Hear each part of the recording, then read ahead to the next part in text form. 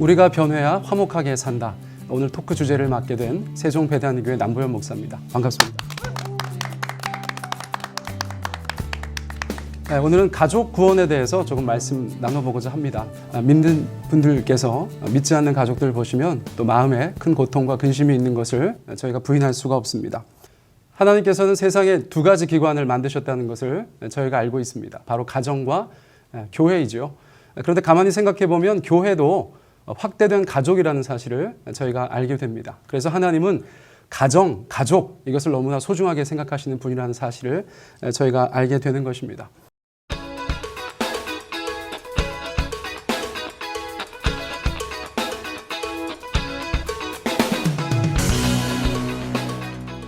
어떤 목사님은 가족 구원과 관련해서 책을 쓰시면서 이런 말씀을 하셨습니다. 가정이라는 것은, 가족이라는 것은 세상에서 가장 아름다운 이름이고 또 가장 아픈 이름이다. 그렇게 말씀을 해주셨어요. 저희가 먼저 믿는 사람으로서 가족 구원에 대해서 관심이 없는 사람은 있을 수가 없겠습니다. 정말 가족 구원에 대해서 관심이 없는 성도가 있다면 스스로의 구원을 의심해 보아야 한다고 저는 생각합니다. 사도 바울은 로마서 9장 말씀에서 혈육을 향하여서 또 친족들을 향하여서 자신의 형제 자매들을 향하여서 그 구원을 원하는 마음이 얼마나 큰지를 저희 가운데 잘 말씀해 주셨던 것들을 저희가 기억합니다. 그렇다면 가족 구원은 누가 선봉에 서서 감당해야 될까요? 바로 먼저 예수님 믿고 은혜 받은 사람입니다. 지금 방송을 보고 계신 분들께서 가족 구성원들 중에서 가장 먼저 예수님 믿고 은혜 받으신 분이라면 바로 당신이 가족 구원을 위한 하나님의 선교사라는 사실을 분명히 기억해야겠습니다. 그래서 제가 좀 생각해 보았습니다. 하나님께서 하시는 구원의 역사지만 저희가 하나님의 아들, 딸로서 가족 구원을 위해서 어떤 조력자가 될 수 있을까? 그리고 4가지 정도를 말씀드리기를 원합니다. 첫째는 우리 가족들에 대해서 무한 사랑을 베푸는 사람이 되어야겠다. 그런 생각을 해보았습니다. 전도의 대상자다 이렇게 생각하기 쉬운데 저는 전도의 대상자라기보다 사랑의 대상자다 이렇게 표현하면 어떨까 그런 생각을 해보았습니다. 제가 대학 때 친구를 교회로 인도한 기억이 있는데요. 정말 예수님을 극적으로 만났습니다. 저는 그 수련회의 마지막 밤을 잊을 수가 없습니다. 그래서 모든 것이 해피엔딩인 줄 알았는데요. 그날 저녁에 저희 대학부의 한 선배님께서 보현이는 교회 친구 데리고 오려고 사람을 사귀는 친구야. 이런 불필요한 말씀을 하셨어요. 그래서 제 친구가 교회를 떠났습니다. 그 다음날 떠났습니다. 저는 그것을 잊을 수가 없어요. 그래서 어떤 사람이 목적이 되지 않고 수단이 되었다고 생각할 때 갖는 배신감에 대해서 생각하지 않을 수가 없었습니다. 가족들도 마찬가지죠. 저 사람이 나를 전도 대상자로 생각하는구나. 그런 느낌보다는 나를 정말 사랑해주는 가족 구성원이야. 그런 느낌을 주는 것이 더 좋다는 생각을 하게 되었습니다. 두 번째는 뭐냐면 돌보는 것입니다. 섬기는 것입니다. 디모데전서 5장 8절 말씀에 보면 우리가 가족들을 섬겨야 된다고 말씀하고 있습니다. 돌보아야 된다고 말씀하십니다. 그런데 그것이 성도에게 있어서 선택사항이 아니라 필수사항이라고 말씀하십니다. 가족을 돌보지 않는 사람은 믿음을 배반한 자다. 그렇게 말씀하고 계시거든요. 이것이 얼마나 무서운 말씀인지 모르겠습니다. 가족 구원을 위해서 가족들을 섬기고 돌보고 그들을 경제적으로 지원하는 것들 가운데 저희가 헌신할 때 우리 하나님께서 가족을 구원하시는 것들 가운데 조력자가 되는 줄 믿습니다. 세 번째는 화평케 하는 자가 되면 좋겠다. 그런 생각 해보았습니다. 가정마다 어려움 없는 가정이 없고 또 분란 없는 가정이 없는데 그 분란의 한복판에 성도가 서 있다는 것을 저희가 상상하기 어렵습니다. 참 안타까운 사람이라고 생각합니다. 안타까운 상황이라고 저희가 생각하게 됩니다. 그래서 가정 안에서 내가 화평케 하는 자가 되었으면 좋겠다. 우리 8번 말씀 보니까 화평케 하는 자는 복이 있는데 어떤 복이냐면 하나님의 아들이라 일컬음을 받게 될 것이다. 그런 말씀을 주셨거든요. 그래서 가정 안에서 저희가 쟤는 정말 하나님의 아들이야. 하나님의 딸이야. 그런 말씀 들을 때 전도의 길이 더 잘 열리게 되는 줄 믿습니다. 네 번째로는 제가 지속적으로 가족 구원을 위해서 애써야 되는 줄 믿습니다. 일생에 한번 어떤 일에 대해서 좀 힘쓰고 애쓰고 시간을 보내는 일들은 어렵지 않은 것 같습니다. 그런데 그것을 계속해서 지속적으로 반복하는 일은 또 다른 일이 되겠죠. 가족 구원 저희가 한번 힘쓴다고 되는 것이 아니라는 사실을 많은 분들이 고백하고 계신데요. 저희 한평생을 두고 우리 사랑하는 가족들을 위해서 지속적으로 주님 앞에 기도하며 또 애쓰는 우리 모든 시청자 여러분들 되셨으면 좋겠습니다. 제가 마지막으로 어떤 한 사례를 말씀드리고 싶은데요. 제가 아는 한 성도님께서 계신데 30년 정도 친정어머니를 위해서 기도하셨었어요. 그런데 어머니께서 얼마나 마음이 강팍하시고 반응하지 않으시는지 이 따님께서 포기하려고 그러셨어요. 그런데 포기할 수 없으니까 끝까지 기도하셨습니다. 그런데 어머니께서 이제 86세가 되셨고 요양원에 가셨어요. 그러니까 이제 따님 입장에서는 이게 정말 잘 될까, 정말 포기하고 싶은 그런 시간을 맞닥뜨리게 되셨는데요. 끝까지 기도하셨을 때 제가 정말 그 간증 듣고 깜짝 놀랐는데요. 예수님께서 그 친정어머니를 직접 만나 주신 거예요. 밤에 찾아오셔서 그 어머니를 직접 만나 주셨다는 거예요. 그 결과가 무엇인가? 그 다음 날부터 새 사람이 되셔가지고요. 이제 내 생명 연장을 위해서 기도하지 말아라. 나는 천국 가서 주님 뵙고 싶다. 그렇게 말씀하시고 성경 보고 찬송 보고 그동안 당신이 잘못하셨던 분들 다 불러다가 용서 구하시고 정말 거듭난 성도의 모습을 보이시고 얼마 후에 돌아가셨습니다. 그 자매님 저한테 말씀하시는데 끝까지 가족 구원을 위해서 포기하지 않은 자에게 주셨던 그 어마어마한 기적 같은 그 선물이 우리 모두 가운데 얼마나 큰 도전과 기쁨이 되는지를 저희가 이 방송을 통해서 다시 한번 나누기를 원합니다. 감사합니다.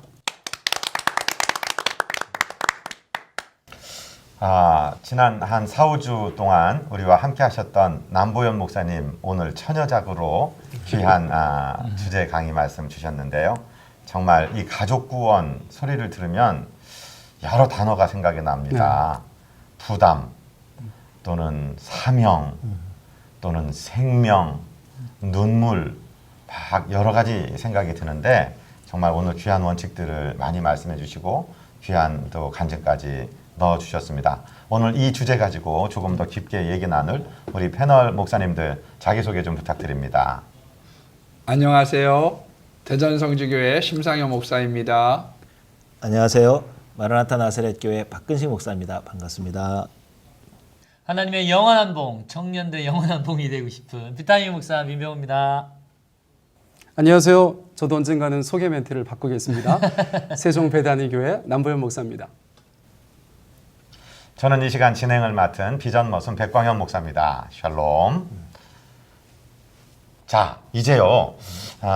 가족 구원에 대해서는 정말 우리가 여러 번 얘기 나눴고 또 얘기 나눌 때마다 우리 마음속에 큰 부담이 있는 이야기인데 오늘 우리 남 목사님께서 주제 소개하시면서 끝에 남겨주신 간증이 얼마나 힘이 되는지 모르겠어요. 오늘은요. 우리 목사님들 여러 가지 성경적인 원리도 좋지만은 이 간증들 우리 목회 현장에서 얻은 가족 구원들 또 당신의 이야기도 좋고 이런 간증들 좀 많이 해주셨으면 좋겠어요. 어떻게 할까요? 우리 신 목사님부터 시작해 주시겠습니까? 저는 우리 개인 가족은 어머니가 신앙의 핸들을 잡으면서요 많은 핍박들이 있었지만 그 외가에 있는 우리 증조 할머니가요 외할머니도 아침이면 독경을 하는 분이에요. 네. 바람을 밀다시피 그거 하시는 분이거든요. 근데 예수교를 이기지는 못한다 생각이 됩니다. 그래서 우리 외할머니가 한 명만 더 빼가면 의절한다 이러셨는데 그럼에도 불구하고 끊임없이 어떤 면에서는 환란이라고 하는 그것이 갈고리가 되어서 사람을 낚아내는 것 같습니다. 그리고 이제 개인적으로 목사니까요. 저는 한 가족들 모두를 구원한 경험이 있어요. 그 따님의 셋째 따님이 저희 교회에 나오세요. 왜냐하면 교회 나오지도 않았는데 장례해달라는 거예요. 그래서 장례를 해드렸어요. 근데 아무도 믿는 사람이 없는 거예요. 근데 제가 보니까 아버지는 매 화장을 하고 그걸 납고를 하고 싶고 딸들은 전부 다 아들이 없으니까 전부 다 뿌리고 싶은 거예요. 그래서 제가 그 심정을 알고 항암 때 그 얘기를 했어요. 아버지는 믿음 없는 사람이다. 그러니까 아버지가 소주를 옆에 차고 가서 여보 그리고서 술 한잔 마시고 있는 것을 이해하고 여러분들이 이거 납골당에다 이 어머님을 모십시오. 이 얘기했는데요. 그 말 한마디에 아버지가 감동받아가지고 사위까지 다 데리고 가셔서 그 막내 따님이 대전으로 이사 와가지고 우리 교회 다니는데요. 얼마나 열심히 잘해주는지 감사합니다. 아까 우리 남 목사님 강의에서도 말씀하셨듯이 전도 대상으로 보지 말고 사랑의 대상으로 봐라. 마음의 사랑이 들어가니까 영혼이 돌아오는 것. 지금 목사님 통해서 검증이 되는군요. 네네. 네, 우리 박 목사님 어떠세요? 우리 저 이제 교회 우리 성도 한번 이야기 나누면 좋을 것 같은데요. 늘 말씀드리지만은 부모의 믿음이 가장 먼저죠. 네. 부모가 본을 보이고 정말 성령으로 거듭나고 새 삶을 살아야 자녀들이 잘 예수 믿을 수 있는 길로 인도받을 수 있는데 교회 생활이나 무슨 신앙 생활이나 뭐 모범이 되지 않는데 교회 가라, 교회 가자 오히려 더 반감만 사겠죠. 제가 말씀드리려는 가정은 오히려 온 가족이 예배 참석을 하는 그런 가정이 있었어요. 그런데 그 어머니가 얼마나 기도를 열심히 하는지 몰라요. 정말 주님 앞에 성실하게, 정말 진실하게 살고 자녀들에게 정말 그전에는 큰 소리도 쳤지만 가르침을 받아 자녀들을 섬기라고 그랬어요. 전혀. 최대한 자녀들을 높여주고 섬기고 사랑해주고 교회만 나온다 해서 그 영혼들이 온전한 구원을 이뤘다고 볼 수가 없잖아요. 정말 그들이 스스로 자발적으로 신앙생활을 잘 할 때까지 부모는 잘 섬겨줘야 된다고 생각이 되는데 한 명씩 자녀가 셋인데 하나씩 바뀌어가는 것을 볼 수가 있더라고요. 그러니까 그들이 자발적으로 예배 참석하는 그래서 생명을 회복시켜가는 그런 모습을 봤는데 아까 남 목사님 강의 중에서 전도의 대상으로 보면 그 친구가 떠났던 것처럼 정말 사랑의 대상으로 자녀들도 섬기고 예수님이 제자들의 발을 씻겼듯이 섬김의 도를 부모가 먼저 보여주면 조금 전에 소개했던 그 가정처럼 아름다운 가정들이 나오지 않을까 싶습니다. 네. 그렇죠. 그런 말씀 있잖아요. 믿지 않는 100명의 사람 중에 한 사람 정도는 예수님을 알기 위해서 성경책을 열어본다. 그런데 99명은 성도들, 예수 믿는 사람들의 삶을 본다. 이렇게 말씀하잖아요. 정말 우리가 삶으로 하는 전도 얼마나 중요한지 모르겠습니다. 늘 젊은이들 대하는 우리 민 목사님께서는 가족 구원 어떤 간증이 있으세요? 저는 뭐 지난달에 뭐 저희들이 추석도 있었지만 저는 이제 우리 남 목사님 강의 들으면서 포기하지 말아야 되는구나. 네. 끝까지 가는 게 중요하구나. 사실은 저희 뭐 형제들이 예수를 잘 믿었는데 이제 누님들은 이제 시집 가시고 신앙생활 거의 이제 등한시 하고 있는 상황이에요. 그래서 저는 사실은 가족들을 위해서 어릴 적부터 이름 적어가면서 큰매형 이름, 큰 누나 이름, 조카 이름 적어가면서 이제 그 신앙생활을 위해서 기도를 했는데 이게 힘들더라고요. 끝까지 한다는 게 힘들어서 이제 기도를 못 한 거죠. 포기했다기보다 그냥 기도도 안 되고 왜냐면 매번 변화도 없고 뭐 이렇게 모이면 좋았다가도 막 되게 급하게 막 싸우기도 하고 좀 안 좋은 일이 좀 있어서 되게 속상했어요. 그래서 참 눈물도 나고 그랬는데 목사님 그 말씀 들으니까 결국은 끝까지 하나님께 맡기고 기도하는 그 길밖에 없구나. 왜냐면 저도 연약하기 때문에 제가 막내로서 어떤 역할을 또 못하고 누님들은 연배가 많고 그러니까 이게 뭐 제가 아무리 뭘 해도 안 되는 그런 상황이 있더라고요. 그래서 저는 모르겠다 하고 포기 아닌 포기를 했는데 오늘 목사님 말씀 들으니까 포기하지 않는 그 신앙, 그 믿음 그것이 저의 믿음이니고 제 진짜니까 제가 뭐 사랑으로 어떻게 더 어른들을 섬겨야 될지 모르지만 하나님께 맡겨 기도하는 수밖에 없구나. 그래서 솔직히 지금 마음이 조금 더 착잡하고 제 마음에 좀 불편함이 있고 또 하나님께 죄송한 마음도 있고 우리 이제 왜냐하면 이게 이제 좀 부끄러운 이야기도 하지만 이제 누님 중에 한 가정은 이단 교회에 이렇게 다니는데 그거 볼 때마다 되게 이제 마음이 무겁죠. 무겁고 좀 스스로 이제 죄책감도 들고 그래서 이게 좀 어려움이 있습니다. 그래서 이 가족 구원은 정말 어렵고 힘들고 우리 청년들도 가족 구원을 위해서 이렇게 고민하는 친구들이 있으면 참 말은 해주는데 좀 부끄러워요. 대전 2단 상담소로 보내십시오. 치료해드리겠습니다. 알겠습니다.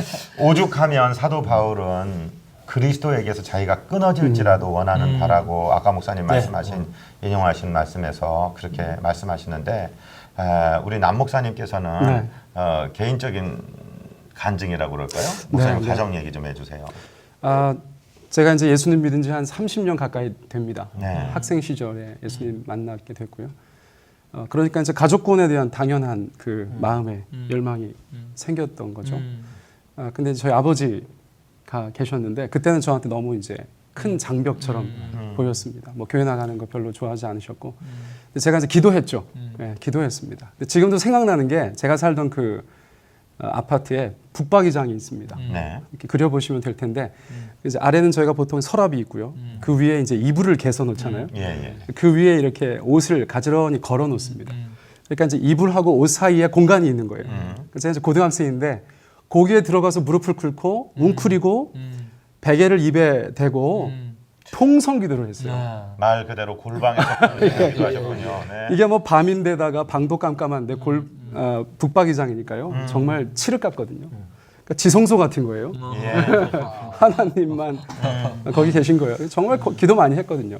정말 뭐 다른 분들은 모르시는 정말 은밀한 얘기죠. 네.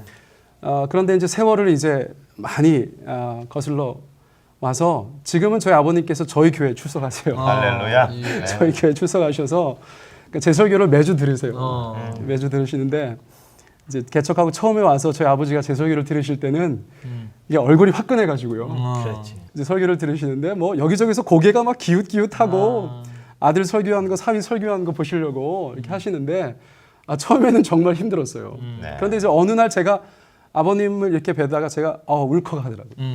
예, 이게 30년 전이 생각나는 거죠. 그래서 그 기도라는 것이 모르겠어요. 도대체 어떤 때 어떻게 응답되는지. 네. 그렇지 않습니까? 어떤 거는 뭐 기도하면 바로 주시기도 하고, 어떤 거는 기도했는데 정말 감감무소식이기도 하고, 예, 그런 여러 가지 것들이 있는데 아무튼 가족 구원에 관한 한 저는 한 30년 가까이 하나님 앞에 기도하기도 하고 또 내려놓기도 하고 아까 목사님 말씀하신 것처럼 그걸 계속 반복했는데 중요한 건 포기하진 않았던 것 같아요. 네. 포기하진 오늘 않았어요. 점이요. 네네. 목사님 네. 눈물로 쓴 편지. 아이고 제가 이게 네. 예. 네네네. 이 저 카메라가 잡혀야 되는데요. 예. 그래서 이제 뭐 본가에 가시면서 교회 출석 못 하겠다고 하시면서 저한테 11조 봉투를 주시는 거예요. 예. 가서 좀 헌금 좀 해라 이러면서 주시는데 제가 그때도 또 한번 정말 이게 옛날 생각하면 이건 말도 안 되는 일인데 네. 저희 아버지께서 저희 교회 나오시면서 제 설교 들으시고 찬송 따라 하시고 기도하시고 또 헌금 하시고 그런 모습들을 볼 때 뭐 가족권 하나님이 하시는 건데 저희가 어쨌거나 포기하지 않고 끝까지 그것을 위해서 기도하는 것은 역시나 두 번째로 중요하다. 제가 그런 생각을 하게 됐었습니다. 하여튼 오늘 우리 남 목사님께서 가족 구원의 방법론을 말씀하셨다기보다는 가족 구원의 본질 무엇이냐. 그런데 우리가 제일 주의 깊게 들어야 될 사항이 이거 하나님이 하시는 일인데 우리가 섬기고 수종드는 일이다. 그러니까 결과는 분명히 하나님이 하실 것이니까 우리가 중간에 포기하지 말고 저도 지난달 추석 전에 추석날 우리 성도님들 보내드리면서 말씀에 미랄 십자가 하나의 미랄이 되어 내가 죽기를 결단하고 내 가정의 희생으로 섬긴다면 우리는 가정으로 파송받은 선교사로서의 사명을 다하는 것이고 하나님께서 결실을 주실 것이다. 그런데 논쟁에서 이기고 무슨 자존심 싸움하고 그러다 보면은 우리가 악한 것들의 계략에 넘어가는 것이다. 이런 말씀 나눈 적이 있었거든요. 정말 이 가족 구원에 대해서 아무리 강조해도 지나치지 않고 또 절대로 포기할 수 없는 것이라는 생각 가지고 지금 우리 변화산 가족 중에서도 가정이 다 돌아오지 못하고 또는 이렇게 이단에 빠져 있고 믿다가 돌아섰고 이런 식구를 둔 분들이 다 거의 대부분일 것입니다. 우리 목사님들 한마디씩 격려의 말씀 또 소망의 말씀 남겨주시고 마쳤으면 좋겠습니다. 우리 신 목사님. 예, 사실 가족 구원이 이제 위도 중요하지만요. 지금은 자녀들의 구원이 참 중요한 때인 것 같아요. 네. 예, 특정 직업을 말씀드려서 죄송하지만 우리 학생 때 그런 이야기가 있었습니다. 학교의 문제아 중에 경찰 아들, 교사 아들, 목사 아들 셋 중에 하나는 꼭 있다는 거예요. 네. 근데 그 특징이 뭐냐면은 앞에서는 민중의 지팡이고 뒤에서는 다르다고 보는 거죠. 그런데 실질적으로 이런 일들이 우리들 지금 중직이나 모든 교인들 사이에 있기 때문에 네. 위에 있는 구원도 참 중요하지만 밑에 있는 정말 개성 많은 이 자녀들, 그 자녀들을 향한 끊임없는 기도, 그게 지금 필요할 때가 아닐까 그런 생각을 가지면서 저희는 한 가지를 빼놓고는 다 응답받았습니다. 예. 우리 아버지 눈이 좋아지는 거 빼놓고 다 응답받았어요. 비결이 뭐냐면 응답받을 때까지 기도하는 거. 그렇기 때문에 이번에 소망 갖고 가족 구원 이루시기를 바랍니다. 아멘. 저는 이제 이 가족 구원을 위해서 먼저 믿은 자들이 정말 깨어 있어야 되는데 대개 교회 여성분들이 많잖아요. 그러면 이제 남편을 놓고 이제 기도를 하는데 뭐 어떤 분들은 구두를 가지고 새벽마다 가져가서 기도했다 그리고 남편을 위해서 이제 기도를 하는데 그렇게 열심히 기도하고 집에 오면은 반드시 싸움이 일어나잖아요. 영적 싸움이.